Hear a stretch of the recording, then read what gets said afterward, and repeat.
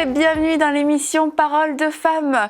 Toute cette semaine, nous avons le plaisir d'être avec le pasteur Viviane Dallot. Bonjour, pasteur Viviane. Bonjour Annabelle. Bonjour, on est vraiment très heureuse de vous recevoir. Extrêmement. Et oui, pasteur Viviane, nous allons passer toute cette semaine avec vous et nous allons parler de la servante de Dieu qui est aussi la femme du serviteur de Dieu. Comment elle peut s'épanouir, quelles sont ses souffrances. On va parler de votre livre aussi, quels sont ses défis et puis comment relever ces défis. C'est un grand sujet. Je pense déjà qu'on va manquer de temps. Je pense qu'on va se retrouver à court de temps d'ici la fin de la semaine, mais on va faire du mieux qu'on peut. Et puis pour vous présenter, vous êtes maman de beaucoup de filles. Oui, 4 filles. 4 belles grandes filles. Et vous êtes aussi l'épouse du pasteur Roland Dallot. Oui. Et depuis quelque temps maintenant, vous avez un ministère qui s'appelle Dallot Ministries. Yeah. Bravo. Dallot Ministries, oui. Ça fait 2 ans maintenant, pratiquement 2 ans que nous sommes à plein temps à Dallot Ministries, parce qu'il y a 2 ans, on a laissé l'Église à d'autres personnes, à d'autres serviteurs de Dieu, et nous nous sommes concentrés sur Dallot Ministries selon que Dieu voulait pour nous. Eh bien, super. Nous, on est contents parce que du coup, ça nous permet de vous avoir avec nous. Et comme je disais, vous avez écrit un livre, Les souffrances inconnues de la femme du serviteur de Dieu. Et on va en parler tout au long de la semaine. Vous avez aussi pu en parler il y a quelques temps dans l'émission Bonjour chez vous. Oui. Donc, vous avez eu l'occasion de présenter avec Nadine. Et le livre est disponible sur louange.store. Et c'est certain que tout le monde va vouloir se l'acheter de toute façon au fur et à mesure des jours. Et on va parler du coup de la femme du serviteur de Dieu parce que c'est une femme à la fois, quelquefois qu'on ne comprend pas, quelquefois qu'on n'aime pas, quelquefois qu'on jalouse aussi. Et la femme du serviteur de Dieu est elle-même une femme qui peut avoir des défis, qui peut se poser des questions, qui peut aussi souffrir et ne pas forcément avoir un vis-à-vis pour pouvoir parler, s'exprimer. Et je trouve ça vraiment formidable que vous ayez eu le courage, après toutes ces années de ministère, de parler pour toutes ces femmes qui ne savaient peut-être pas où parler, quelles étaient les réponses, et pour toutes les jeunes femmes aussi qui entrent dans le ministère. C'est vraiment une grande source de bénédiction. Et pour commencer, on va voir aujourd'hui qui est finalement la femme du serviteur de Dieu. Qui est cette fameuse femme, pasteur Viviane? La femme du serviteur de Dieu, moi je dirais en premier que c'est cette bonne chrétienne. C'est celle qui a accepté Jésus-Christ comme Seigneur et Sauveur et qui vit d'abord pour Dieu. C'est ça d'abord la femme du serviteur de Dieu, parce que c'est dans la mesure où elle est une bonne chrétienne qu'elle pourra bien jouer son rôle de femme de serviteur de Dieu aux côtés de son mari. Donc je commencerai par dire d'abord la femme du serviteur de Dieu, c'est celle qui a accepté Jésus-Christ comme Seigneur et Sauveur et qui est aux côtés de son mari. Et qui cherche à grandir. Bon, déjà, ça rétablit pas mal de choses parce que c'est vrai qu'on a peut-être tendance à oublier, à cause de la fonction, à cause du titre, que tout simplement la femme du serviteur de Dieu est une enfant de Dieu et qu'elle a sa propre relation avec Dieu. Et vous toutes, vous aviez rencontré le Seigneur avant de rencontrer vos maris, n'est-ce pas? Oui, moi j'étais revenue au Seigneur, j'ai été élevée chrétiennement, mais je suis vraiment venue au Seigneur pas très longtemps avant de... En fait, je suis revenue au Seigneur et j'ai rencontré mon mari qui était mon ami pendant quelques années. Mais oui, certainement, j'ai pu développer cette relation avec Dieu. Il a vu que j'étais vraiment engagée aussi, que j'aimais vraiment Dieu de tout mon cœur. Et puis, Dieu lui a montré que j'étais son épouse. Mais oui, j'ai servi Dieu avant même de pouvoir entrer. Très bien. Oui, exactement. C'est qui est très éprouvé à ce niveau-là aussi. C'est qui est très important, parce que quand on est femme de serviteur de Dieu, ça ne veut pas dire qu'on est juste là à côté de son mari, on accompagne son mari, mais on est d'abord enfant de Dieu. Et un enfant de Dieu est appelé à servir. Nous sommes sauvés pour servir. Donc on suppose que toute femme de serviteur de Dieu est servante de Dieu. Elle est d'abord pour Dieu, parce sa vie a commencé entre les mains de Dieu, elle est au service de Dieu et elle est elle-même servante de Dieu. Parce que nous tous, en tant qu'enfants de Dieu, nous cherchons à accomplir la mission que Dieu nous a donnée d'aller et de faire de toutes les nations les disciples. Et ce qui est intéressant aussi, c'est dans le fait d'avoir cette communion personnelle avec Dieu, c'est que finalement, on a aussi reçu des promesses avant même quelquefois de pouvoir se marier. On a reçu des paroles de la part du Seigneur qu'on ferait certaines choses, ce qui montre que bon, ça fait partie de notre destinée. C'est pas facile à démêler parce que oui, on est femme de serviteur, mais à la fois on est enfant de Dieu et on veut servir aux côtés de nos maris. On a une place à jouer, à définir quelle est cette place, mais en même temps, on a aussi des choses à accomplir qui, même si je dirais, même si on n'était pas femme de serviteur, même si finalement le mari partait ou quoi que ce soit, bah, il y a quelque chose, il y a un dépôt qui devrait rester et continuer de se manifester. Il ne faut surtout pas, quand on est marié avec un serviteur de Dieu, il ne faut surtout pas que ça devienne notre identité. Il ne faut surtout pas qu'on devienne l'épouse du serviteur de Dieu. On est d'abord enfant de Dieu. On est d'abord un cœur à cœur avec Dieu. Et notre relation avec Dieu, parce que si du jour au lendemain, pour une raison ou pour une autre, on n'est plus serviteur de Dieu à plein temps dans une église ou dans le ministère qui était celui de notre mari, qu'est-ce qu'on est? Qu'est-ce qu'on devient? On n'est plus rien. Non, on est une enfant de Dieu. Et c'est pour ça qu'avant, pendant et après, on reste toujours l'enfant de Dieu avec la relation privilégiée qu'on a avec lui. Et c'est, je pense, pour toutes les femmes qui sont mariées avec un serviteur de Dieu, la priorité, c'est de cultiver notre relation avec Dieu. Puis c'est ça qui doit nous définir.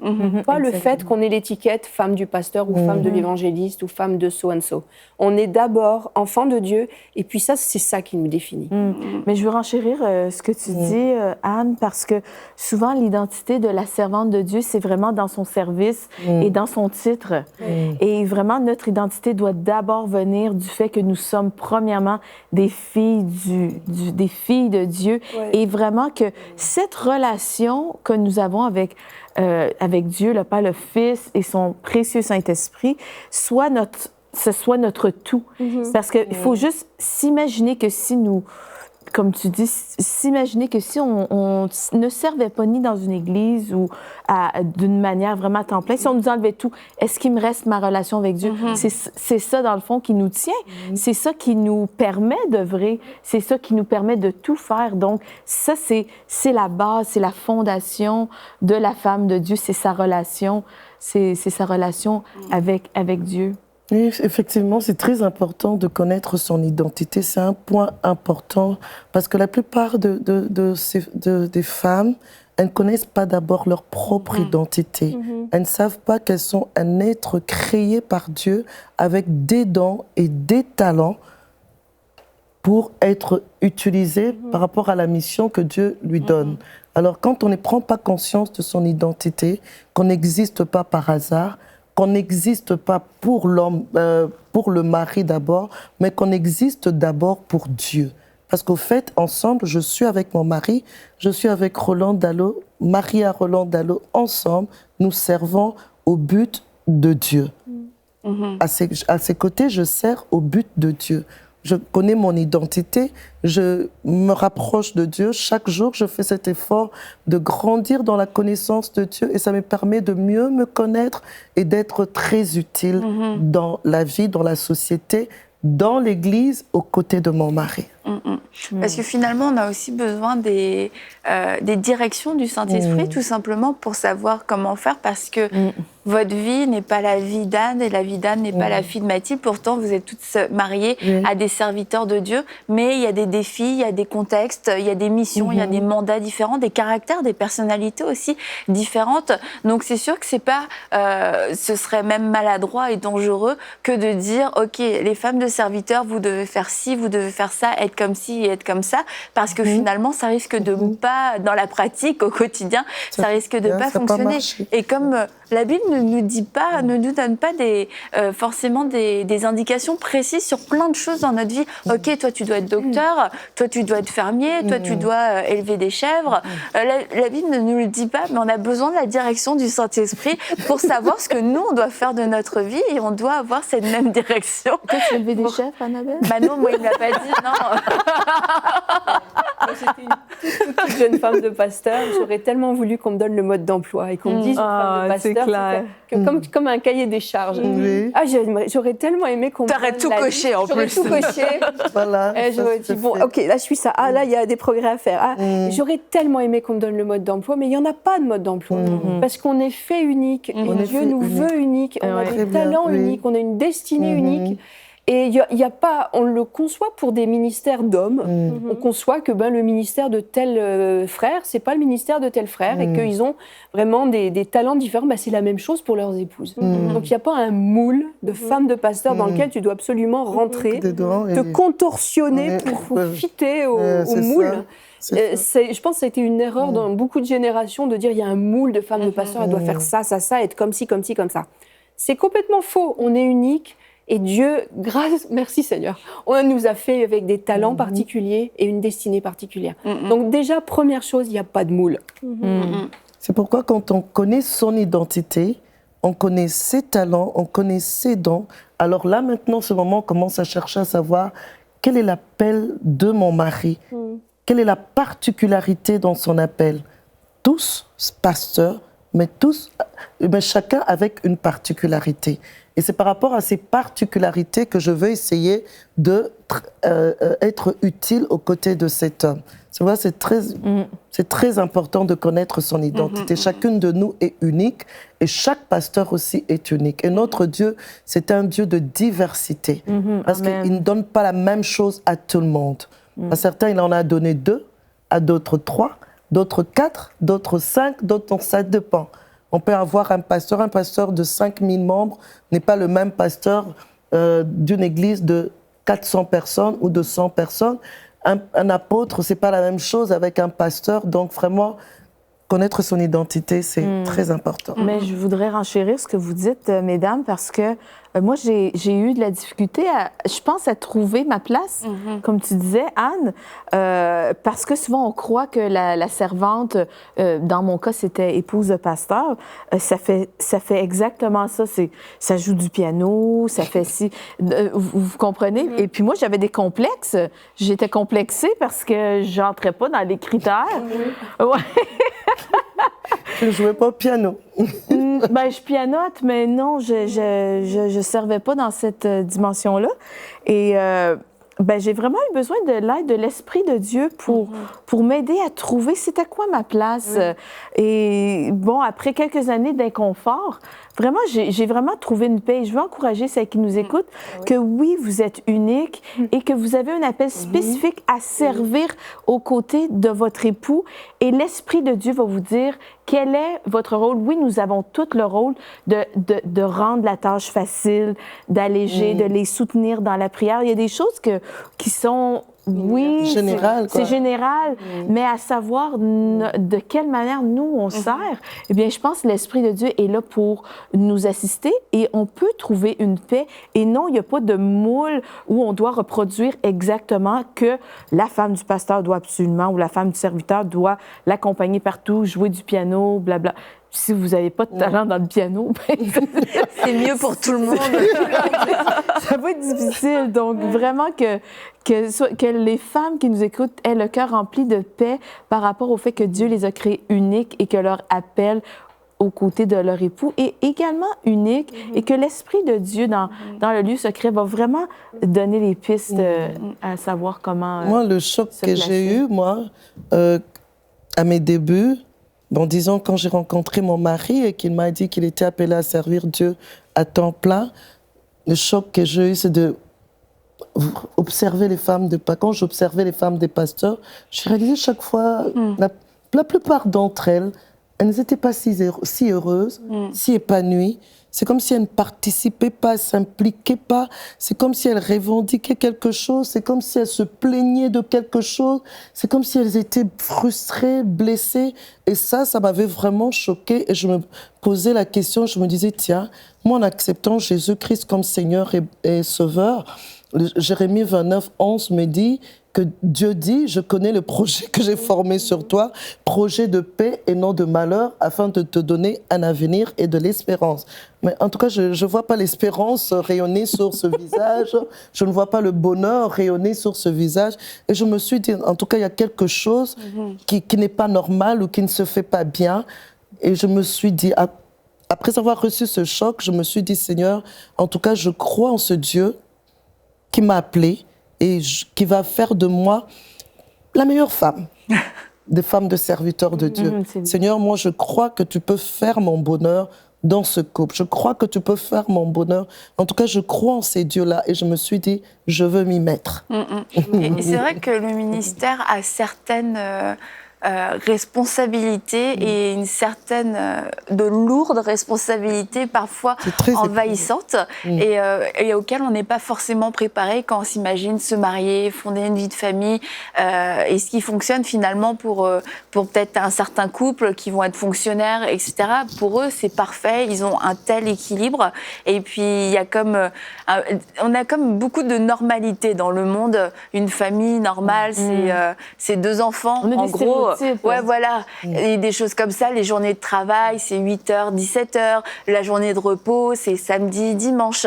Et il y a beaucoup de stéréotypes. Et puis quand on essaye de faire rentrer notre vie dedans, et quand on est dans le ministère, il y a plein de choses qui rentrent pas dedans. Alors on peut décider d'être frustré parce que ça rentre pas dedans, parce que c'est comme ça que je voulais être heureuse.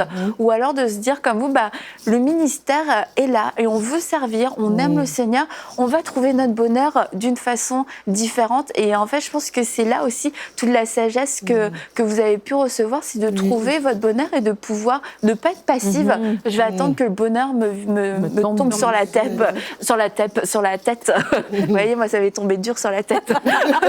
Nadine, tu voulais dire? Non, mais je voulais dire par rapport à tout ce qu'on dit que c'est tellement important de savoir, oui, son identité, mais en tant que femme, d'abord de savoir qu'on a sa place. Et quand nous-mêmes, on est sécure en sachant que ce mariage ici, c'est Dieu qui me l'a donné, c'est ma place qui est là, ça va faire que quand les gens vont nous imposer leur modèle, parce que des fois, c'est nous qui avons un modèle, parce que des fois, nous-mêmes aussi, on se dit, mais est-ce que je suis vraiment, j'ai l'étoffe d'être la femme de cet homme de Dieu, parce que moi, quand je vois des femmes de serviteurs, elles sont grandes, ou comme elles ont un talent, elles chantent, ou elles font quelque chose de particulier, et je ne l'ai pas, et on se disqualifie nous-mêmes, ou les gens nous imposent. Et chaque personne, maintenant, a son modèle personnel de son background ou quoi que ce soit. Alors, c'est important que nous-mêmes, nous ayons cette assurance de savoir que j'ai ma place là et la relation avec le Saint-Esprit, comme tu as dit, Mathilde, pour qu'on ait cette sagesse par rapport à notre mari. Parce que les défis que nous allons avoir sont personnels à nous. Et si on a cette sagesse, on a ce rapport direct avec le Seigneur, parce que des fois, la femme peut se retrouver elle passe par son mari. C'est comme si son mari, elle interprète tout ce que Dieu a à dire pour elle. Mais quand toi-même, tu as ta relation avec Dieu, toi-même, tu es capable de recevoir des choses de la part du Seigneur et de conseiller bien ton mari. Mais si toi, tu as l'impression que tu es toujours la roue de secours ou la personne de trop, mais même votre ministère ça va battre de l'aile, tu comprends? Et ça, c'est vraiment important aujourd'hui. On parle à des femmes pour dire, écoute, remettez-vous en question, pour dire, Seigneur, peut-être que j'ai laissé passer les opinions des autres avant. Une dame plus âgée dans l'église, j'ai pensé que c'est elle qui allait me montrer c'est quoi le modèle d'être une femme de pasteur. Ou bien j'ai vu sur Internet femme un tel, femme un tel, femme un tel, en me disant que c'est ça le modèle. Mais toi, montre-moi le modèle par rapport à ma personnalité, par rapport aux dons et aux talents que tu m'as donnés, et par rapport aussi à la bergerie que nous aurons à gérer. Parce que ça diffère aussi de chaque milieu. Oui, c'est ça. Oui, mais justement, là, tu parlais de toutes les attentes. Et si on veut être heureux dans le ministère, si on veut être heureuse dans le ministère aux côtés de notre mari, je pense que c'est vraiment important de ne pas essayer d'adopter le cahier des charges qu'on va nous imposer. Parce que toutes les églises ont un cahier des charges un peu implicite par rapport aux épouses de pasteurs qu'ils ont eu avant, les modèles qu'ils ont pu croiser. Et chacun, tu peux demander à tout le monde dans l'église, chacun a une idée précise de ce que doit être une femme de pasteur. Et je suis sûre que ça ne se recoupe pas tout le temps. Chacun a des attentes différentes. Moi, je m'attends à ce qu'elle soit parfaite. C'est tout. Mais même à ça, la perfection, c'est très discutable. Pour les uns, ça va être la perfection. Pour d'autres, ça va pas l'être. Donc, on va être vraiment malheureuse si on essaye de se contorsionner pour rentrer dans ces attentes-là.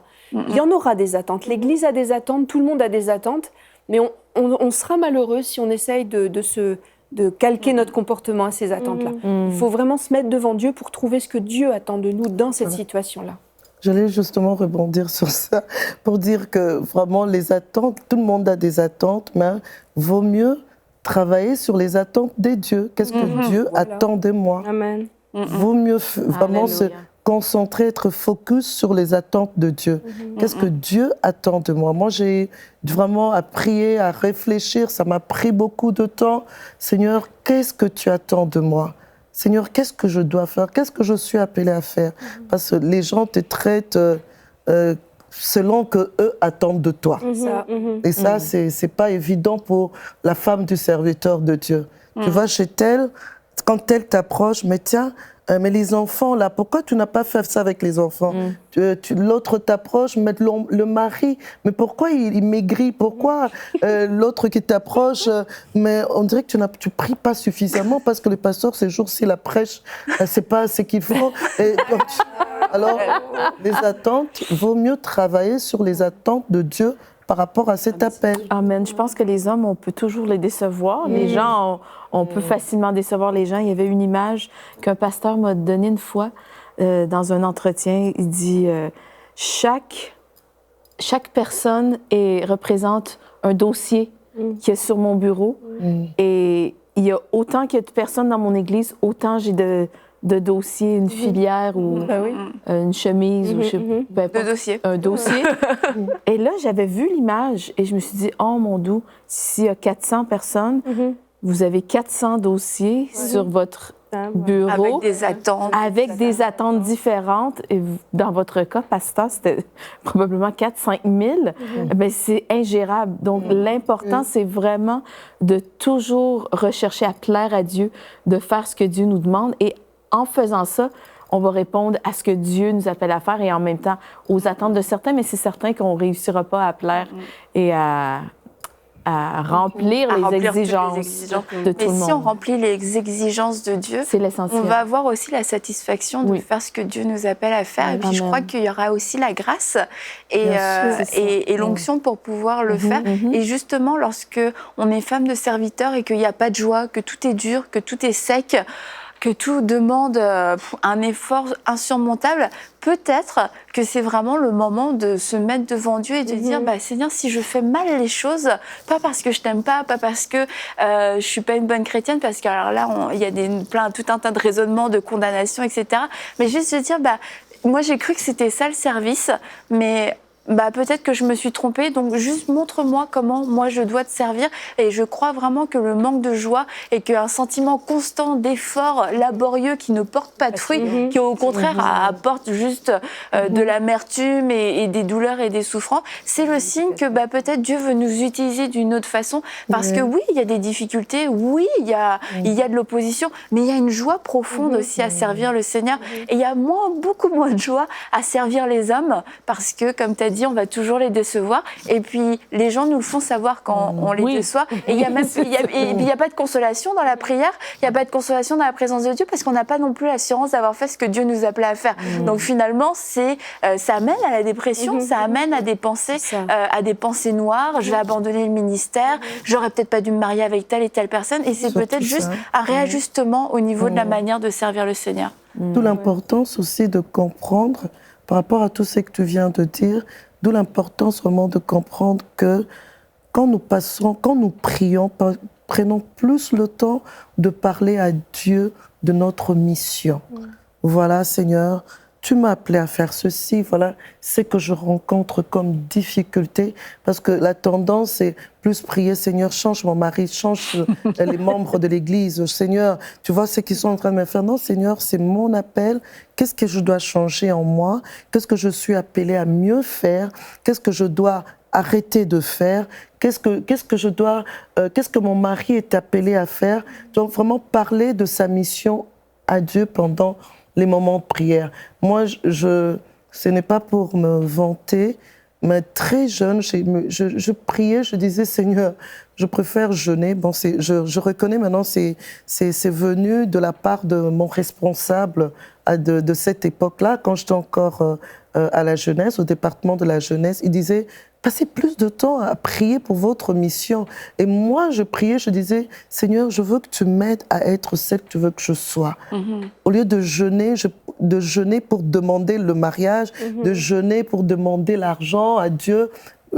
En tout cas, c'est mon principe. Je préfère jeûner, même aller 40 jours à la montagne, mais pour parler de la mission que Dieu m'a confiée.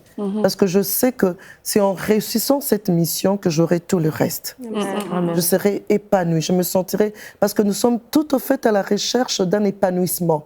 Chacune de nous veut se sentir bien, veut se sentir heureuse, veut, quand elle regarde son mari, elle a un sens de bien-être, d'être utile à quelque chose. Alors, je crois que le mieux serait de passer du temps avec le Créateur qui nous a envoyés ici sur Terre. Et juste avant de terminer cette émission, notre thème, c'était qui est la femme du serviteur de Dieu, et on a vu qui est la femme du serviteur de Dieu pour elle, mais aussi aux yeux des autres. Les autres peuvent avoir une image de la femme du serviteur de Dieu, parce que la Bible dit, oui, on ne fait qu'un. Et c'est vrai, on ne fait plus qu'un, mais dans notre mariage, mais on ne fait pas forcément plus qu'un pour le reste du monde entier. Et il peut y avoir aussi comme une confusion finalement entre ce que notre mari fait et ce que nous, on attend, ce qu'on pourrait attendre de nous, de dire, le mari est pasteur, j'aimerais que cette femme-là aussi soit pasteur, j'aimerais qu'elle fasse tout ce que son mari fait. Bon. Je sens que ma question n'était pas claire, mais je suis sûre que vous allez réussir à répondre. Je voulais en fait expliquer ce que tu voudrais dire. Est-ce que la femme du pasteur doit nécessairement être pasteur elle-même? C'est parfait. Doit nécessairement avoir un micro, doit nécessairement être leader dans l'église? Non, la femme du serviteur de Dieu, elle doit être... elle doit... Si je dois dire, je cherche le bon mot pour ne pas... C'est moi qui ai semé la zizanie. Pour que je réponde différemment. La femme du serviteur de Dieu, elle est elle. Elle est elle. Elle n'est pas le pasteur. Le pasteur, c'est lui le pasteur. Elle ne peut pas jouer le rôle de son mari. À ce moment-là, elle passera à côté. Parce que si je commence à jouer le rôle de mon mari, si moi-même aussi je veux être leader, non, je suis la femme du pasteur, mais en même temps, je réponds à l'appel de Dieu pour moi. Ça peut être monitrice de l'écodime. Je suis aux côtés de mon mari, je l'aide dans son travail, mais en même temps, je ne suis pas pasteur comme lui, je suis monitrice de l'école de dimanche, ou bien je suis responsable à la jeunesse, ou je suis choriste, je suis chantre à l'église, ou encore, si j'ai aussi l'appel d'apporter, d'exhorter, de partager la parole, je peux le faire, mais je ne suis pas le pasteur. Il faut vraiment qu'il y ait une différence. Je ne suis pas le pasteur c'est lui. Je ne me suis pas mariée au pasteur, d'abord je me suis mariée à l'homme. Qui est pasteur. Bien, merci pour cette réponse claire, pour la réponse la moins claire, pour la question la moins claire du monde. Merci beaucoup. On va se retrouver demain et vous serez encore avec nous et nous allons parler plus du serviteur de Dieu. Cet homme a plusieurs casquettes et comment jongler entre ces différents rôles. Donc à demain.